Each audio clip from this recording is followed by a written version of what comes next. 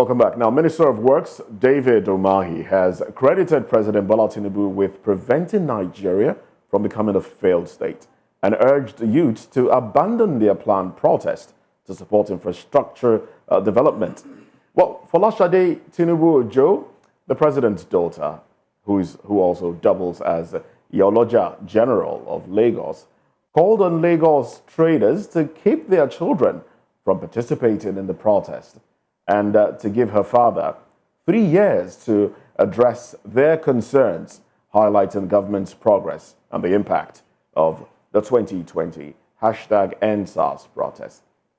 In contrast, the 2023 Labour Party presidential candidate has voiced support for the nationwide protest, emphasizing the constitutional right to peaceful demonstration and attributing the unrest to youth hunger and hopelessness.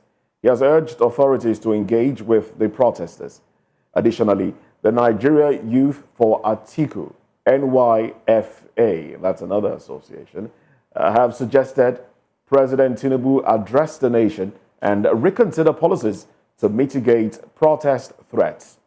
The Yoruba Revolutionary Movement, YOREM, has called for restraints from security forces during the Day of Rage protest from August 1 to 10, stressing nonviolence. We also have the Christian Association of Nigeria in Niger State. They have urged President Tinubu to lower fuel prices and food costs, while Oyo State Governor Seyi Makinde has linked the planned protest to widespread anger and hunger. And you know what they say? A hungry man is an angry man. Oh well. These are pointers, just a bit of people's responses to the August 1, which is Thursday, August 1 protest. A lot has been said. A lot of underground movements have been going.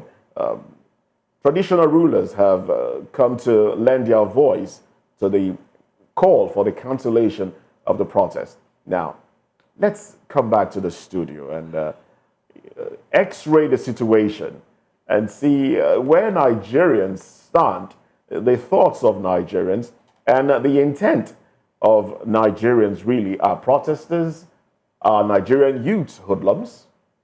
Big question on my mind. The generality of Nigerian youths, are they hoodlums? Are they vandals? Are Nigerian youths perceived as vandals? What happened during the EndSARS, the #EndSARS protest? Let's revisit that and more.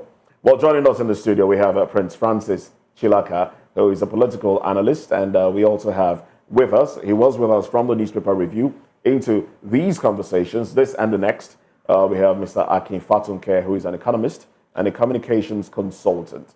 He has a whole lot more feathers to his cap. Well, good morning once again, gentlemen. Good morning. Good morning. Thank you again. Now, let's sample these thoughts by certain individuals in Nigeria talking about the protest. I would want to pick it from the EndSARS protest. Let me start with you now, Prince. From the EndSARS protest, yes, a lot went wrong. A lot of people are yet to recover. There were infrastructure were destroyed, public infrastructure, government infrastructure, businesses were looted. A lot of destruction. Banks were burnt. A lot of destruction happened. And because of that, government, relevant stakeholders are saying, look, Nigerians do not protest, so we don't have a repeat of what happened during the EndSARS. But truly, the destruction that happened during the EndSARS, remind us, at what point did that start? Was it from when people were, talking about the putting an end to police brutality, or when people started experiencing police brutality, even during the protest? You know, when we talk about EndSARS, some of us get very emotional about it, in the sense that we have not, as a nation, been able to tell ourselves the gospel truth. And because there is no truth within government and the people, and so-called minute elders who have become very, very wicked in this country. The elders in this country have become the bane of our problem. They are so untruthful. They are so inhuman. Why so? It's all about them. Why so? And that is why the NSAS turned out to be what it turned out to be. Could you? When the NSAS started, we all knew that nobody was violent. Because the Nigerian youths were enjoying the music, they were enjoying the fun. All they were asking for is for the government to do the right thing, to stop extrajudicial killing, harassment by the Nigerian police. They even went as far as asking that the government should look into the plight of the Nigerian police in terms of salaries, in terms of accommodation, in terms of uniform. The Nigerian youths were asking on behalf of these same policemen who came out eventually to attack them. You and I are witnesses. We saw BRT buses that could not be made available to the ordinary Nigerians to go about their daily duties. We saw them hauling, moving around and dropping very suspicious individuals that are armed. Those were not Nigerian youths. Nigerian youths are the most peaceful youths.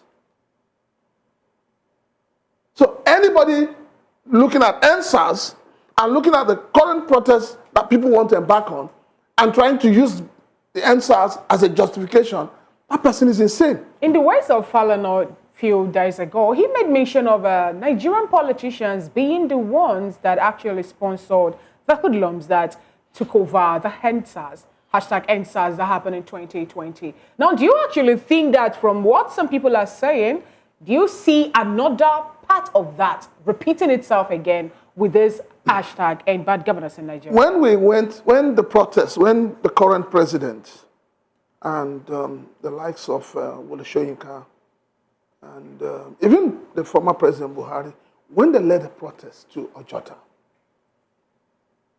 how come it was not hijacked by these hoodlums?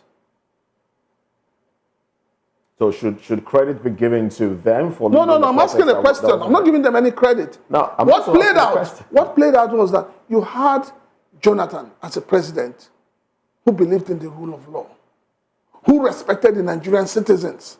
So credit and their rights. Credit in this regard should be given to protest. The president at the time. He understood the language of the people and he allowed them to express themselves. When the NSAS started, you don't who gave instruction? Who brought out the military? You don't perceive that as weakness. It is not weakness. Don't forget, everything Jonathan has said is playing out in Nigeria today. He says, all right, his urge for power is not worth the life of Nigeria. Mr. Akin, your thoughts really on the conversation so far? That we have hunger in the land, I'm not aware that anybody, any segment, has spotted that. That we therefore have anger in the land, nobody can ever fault that. But you see, I stand on the prism of wisdom. Francis sitting next to me and I can start an argument. Neither of us will win that argument because he'll be forceful. I see that he's wearing white, and I don't want to prove that he's wearing black, and vice versa. And then it depends. In fact, then you listening to us now begin to question your sanity. However, emotional intelligence, one of those definitions of that concept, understanding your people and your environment. In this regard, what does understanding the people and environment imply? Understanding of people and environment decides that you do your SWOT, analyze yourself, and like he says, tell yourself some truth. And for this, over 60%, in my opinion, even if you look at it from the NSAS, well, I think it went before the NSAS, is the fact that the governments have been irresponsible. No doubt. Everybody knows that.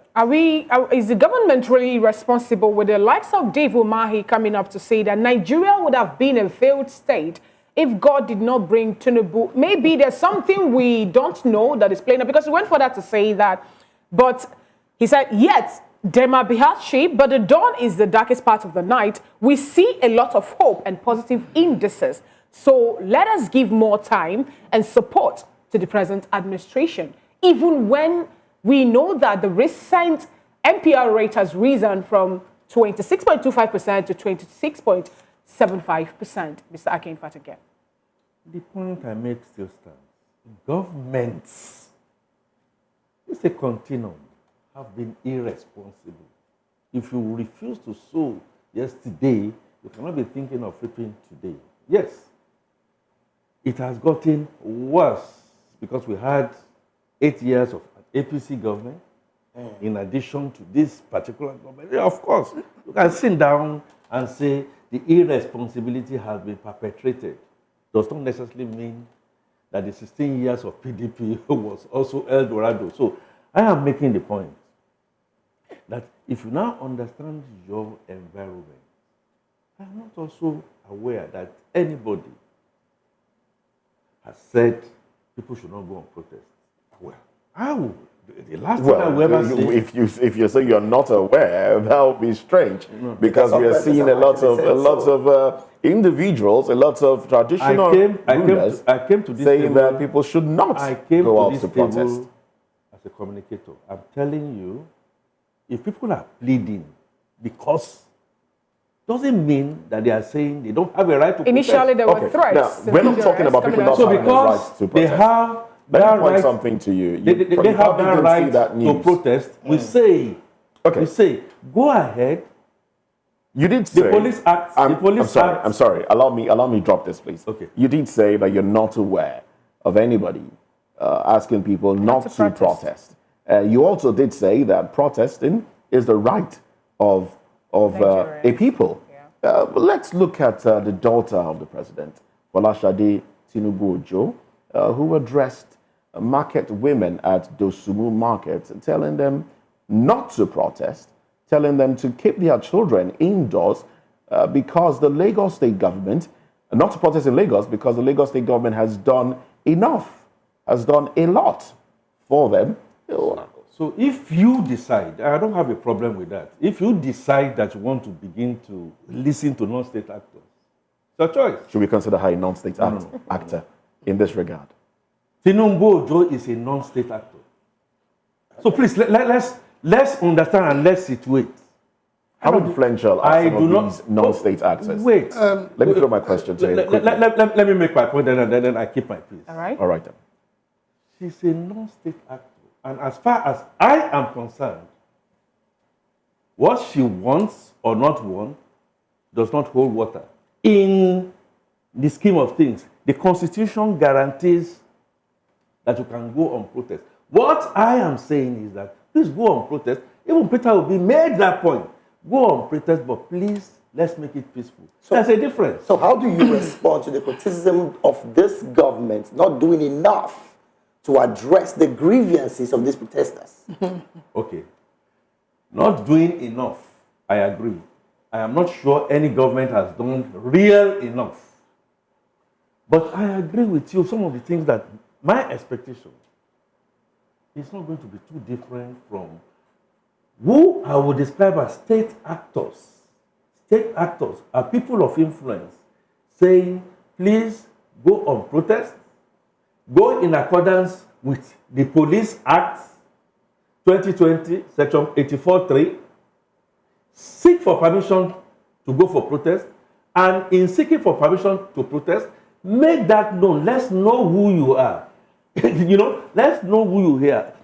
So if we don't know who you are, and where I started from about emotional intelligence, you cannot go back and say you want to wipe off the history of what has happened. But, David, your point is also moved. The government is not doing well enough. The state actors are not doing well enough. The rhetoric that is coming out from the state actors is not good enough, it's clear. All right, then. So let me come back to Prince now. The issue of non-state actors, has been coming up. How influential are some of these non-state actors? Because the person we're talking about, in as much as she might be referred to as a non-state actor, we know that the position of Iyaloja is a prominent one when you can decide to close the market under whatever guise. It could be because the market is not clean enough, or for whatever reason. And if that is done, that would have a ripple effect, affect traders, affect those that go to the market to buy. So how influential are some of these non-state actors? Nigeria has turned out to become a country where the government, most times, give away their responsibility to non-state actors. And we've seen it play out. It is in this same government we saw the likes of Asari Dokubo wheeling gone all over the place in support of this president. Nobody condemned it, not even Mr. President. And we've also seen where this so-called Iyaloja, before now, has also come out. During elections, she comes out to tell the market people who to vote for. Unfortunately, the government keeps patronizing non-state actors when they need them. When they need them. When they need them. The only time you see the political elites in this country getting close to the ordinary Nigerians is when they want their vote. I can assure you that I know one or two ministers. I know them one-on-one. They've changed their phone numbers. You can't reach them anymore. Now, Prince, you said I'm coming, please. I'm coming, please. Okay, go ahead. And then I feel so disappointed with Senator Governor Dave Umahi. If you're talking about the score record of Bola Ahmed Tinubu, you cannot take it away from that of Buhari, the same political party. He foisted Buhari on Nigerians. We must not forget that. Him, the likes of Wole Soyinka, a lot of them came out to tell us that this Buhari would take us to El Dorado. He also nominated the vice president. In other words, it means that he was part of the cabinet, by extension. And I'm asking Nigerians, let us go down a little, history lane.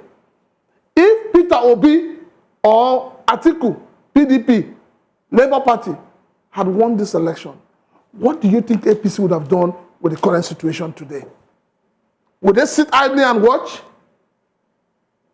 They would have occupied the whole Nigeria. We know that. Because they are the master Let's look at of protest. what a member of the PDP is doing currently. You might say he's both in the PDP and the APC, but let's hear him. Let's go to Abuja now, where Minister Nyesom Wike was addressing residents of Abuja as they were yelling, "We're hungry," and he was talking to them to stay calm and not protest in Abuja. Abuja is not open to protest. Let's have that one come on.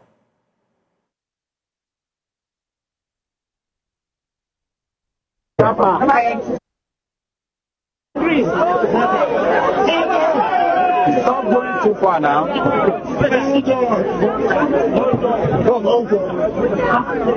are hungry. Stop going too far now.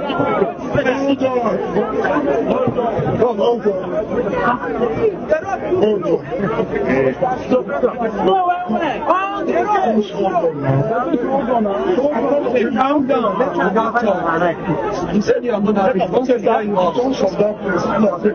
to choose where you stand. But the man not get time to wait. Let me President. No, let me place them in the top. Now wait there now, make the support of making succeed. If you time with the talk. Yes, now. The hunger on this you go today. You know what I want to tell you. What I tell you now. What I tell you. At least watch now. All right, so yes, he did say, hunger don't day, no be today. you also did point out the hunger was from an administration that the current president nominated the vice, and obviously, directly or indirectly, was part of that administration. I see you chuckling, Mr. Yes, I have to chuckle, and I say things. Does this administration have a right to say Nigerians don't protest? Because I mean, the hunger did not just start in this administration. Now, it's been long coming. We are lopping. I'll try my best to dissociate myself from what I don't believe in. Yes, Prince Francis, you are so right and correct that res ipso facto, if this has happened, then this must have followed. You are right to the dial to say President Bola Tinubu single-handedly mover and shaker to try and bring Buhari in. It's also true, like you said, that he appointed the vice president. But it will not be charitable to therefore then say he was in and part of that governance. I know for sure that he was sidelined so many times. In fact, his coming back was on a particular grace. So I wanted to put that aside. Then, to come back to your point, I come back and say that, honestly speaking, I don't put a lot of stock to what Madam Folashade is saying there. I feel the tone was not only wrong, but was not helpful.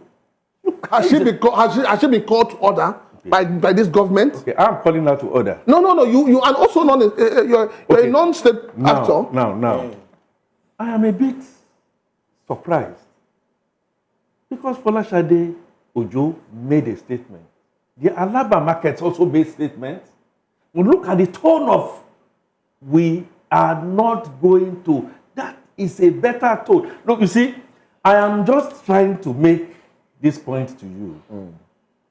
And that is an overstretch and overbearing. I, personally, Folashade Ojo cannot ask me not to go out and protest if I believe I should go out there and protest. Those on So the now, you are also right.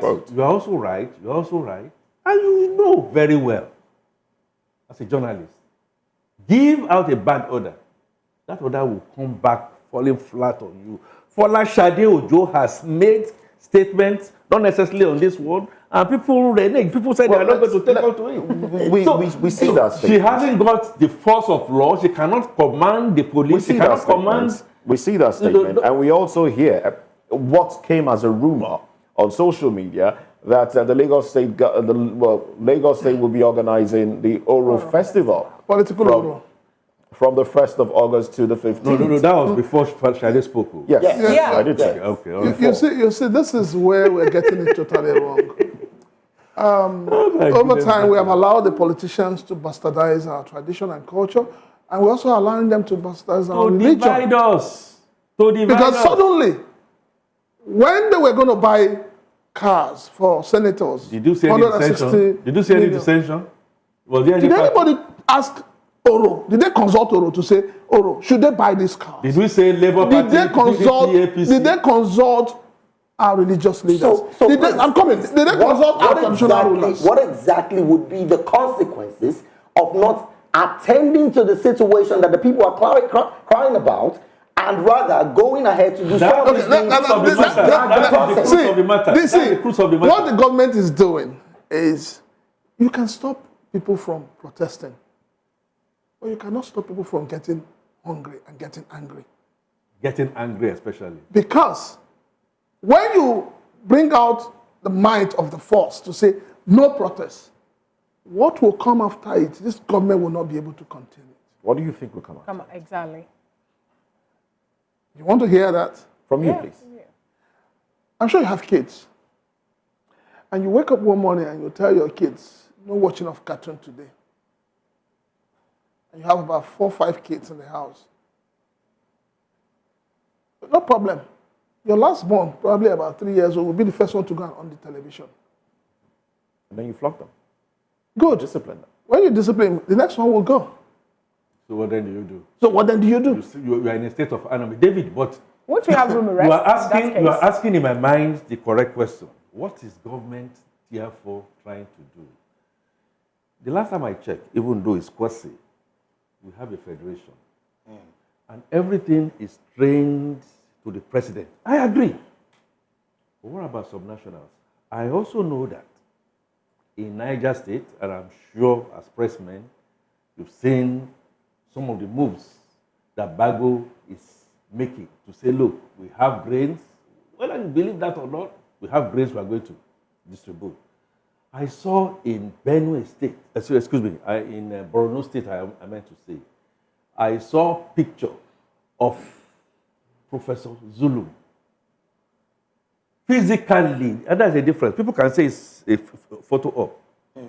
Physically going there and supplying things. Now, I also think that maybe it cannot be enough. It cannot be enough because we have done so many other bad things. The anger, in my own opinion, is beyond the food that you are talking about. Is citing the ego that we see with government officials taking care of themselves at the detriment, and then like Francis is saying, so everybody now then comes and says, I'm Yoruba, I'm Hausa, I'm Fulani. But are we supposed to be in Nigeria and then we'll not be feeding from hand to mouth, even when we have enough mineral resources in Nigeria? We have mass arable land. The way out is simple, my dear. If you have been trying things over the last 60 years and they haven't given you results, it tells you that you must come back to the basics. We must find a way to restructure in a way that at least the goods of the land gets to the vast majority. Sorry, because of time, I would have to, throw this, put this out there. You talked about the government giving out rice and fertilizers as well. Palliatives. Palliatives. Yes. Unfortunate word that has come into the lexicon of Nigerians. But these palliatives, let's not forget, just last week, in Katsina State, 2,000 bags of 25 kg rice was discovered in a market shop, stashed away by the DSS. Recovered, that's the word that they used. The DSS recovered 2,000 bags out of the 20 trucks distributed. Yes. Now, we also see a situation whereby, doesn't this remind you of some of the things that have led to protests in the past? Yes. During the NSAS, you remember, yes. Warehouses were broken into because certain individuals stashed away what was meant for the people. Yes. Now, one of those individuals has now been given an appointment who stashed away COVID materials and branded it with her name. And we are seeing a repeat of that. Don't you think the people have a reason to protest in this regard? So that is two-pronged. Let me start from the latest. Please go ahead. Okay. And the latest one is irresponsibility. I've said that here over and over and again. But then it keeps happening. Oh, I said irresponsibility on the part of government. Then let's get back to the Katsina thing. Are you implying that those bags you saw being rebagged was done by the governor or by our people? Not the governor. Okay. Of course, the governor's name. I am just telling you a basic fact. It was done by the real solution is good governance, repeated over time, in a way and manner that, look, all this rentier economy that we are all looking at. Francis mentioned Dave Umahi. Dave Umahi is one of the best in terms of technical that I can think of. But what do you expect him to have said as a minister? Naturally, it goes on. So that and the only solution, therefore, is, guys, let's raise our hands that we have all collectively, especially government fields, Interesting. and then we rebuild this world like Nebuchadnezzar. Prince, as it stands, every single one of us on this table, maybe you both here, are saying one thing. Nigeria seems not to be working. We need to restructure Nigeria. From the body language of this present administration, and even the ones that have passed, is there the possibility that anything close to restructuring is going to happen in Nigeria if the people do not take the bulls by the horn like they intend doing presently with this protest? You see, in the last few days, the internet has been abuzz with a lot of videos of our current president, Bola Ahmed Tinubu, his speeches during the Jonathan era. And I noted one thing that was very, very painful and sad. I've not seen any video where he criticized Buhari's administration. I'm still looking for it. I have not seen any. And then you look further and you ask yourself, beautiful speeches he gave. Today he has the power. What has he done with it? This is 1 year down the line. What has this president done with it? We need to, you know, it is painful when we keep talking about palliative. Check how much funds, Nigerian funds, has been wasted on palliative. A country that has no database. They come to you and they say, poorest of the poor. Today, who is poor? Who is the poorest of the poor in this country? Go out there and price a tuber of yam. Nigerians no longer eat yam. Very soon, Nigerians will not even be able to afford the garri. Queues have returned to the fuel stations. Yesterday, for about 2 hours, we were looking for petrol. And then, few stations where we found petrol, the queue was something else. And they will tell you they will not sell in jerry cans. How do Nigerians run their generating sets? Such an unfortunate one. Well, let's get to our concluding thoughts on this one as we move to the next topic. So this A minute each, please. This hunger you are talking about was there in 1984. I saw a letter. Hasn't it But worsened? not as much as we have Hasn't it now. worsened? Let's get your concluding thoughts, please. Okay. So my concluding thought, it's always been there. We must come to terms that we have been irresponsible. David was making the point that, I mean, what should we do? It's not Bola Tinubu. We're not starting with Bola Tinubu.